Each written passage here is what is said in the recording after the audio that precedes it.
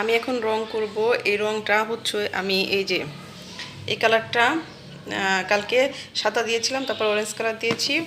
এখন আমি এটার উপরে এটা দিয়ে ডিজাইন করব একটু, দেখবেন খুব সুন্দর হয় ডিজাইন। এই অ্যাক্রিলিক কালারের ডিজাইনগুলো না এই ছোটো ছোটো এই যে ওষুধের বয়ম বা আপনি কোনো কিছু বয়মে করতে পারেন, দেখতেও সুন্দর লাগে, ঘরে সৌন্দর্য বাড়ায়, এর মধ্যে ফুল আপনি যা ইচ্ছা তাই রাখতে পারেন।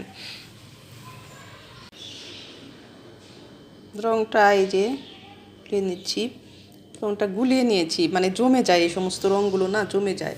আমি এটার মধ্যে একটা এই যে পাতার মতো একটা ডিজাইন করব, যেমন পাতা পাতা হয় না এরকম আর কি, এমনি একটা ডিজাইন করে নিব। এই রংটা শুকিয়ে গেলে অনেক সুন্দর লাগবে। এই যে পাতা পাতা, এই যে পাতা পাতা এরকম ভি ভি করে একটা ডিজাইন করব।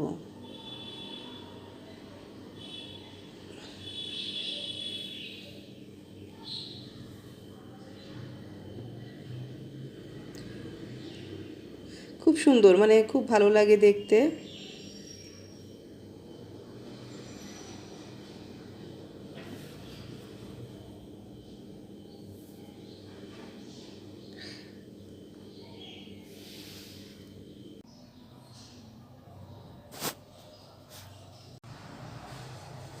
এই তো,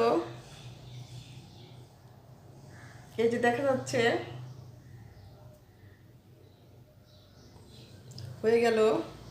এটা এখন শুকাবে, এত সুন্দর শুকালে আমি এটা এই যে এই কালারটা দিয়ে রং করেছি, এই ফুলটা সুন্দর করে এটার মধ্যে দিয়ে দিতে হবে।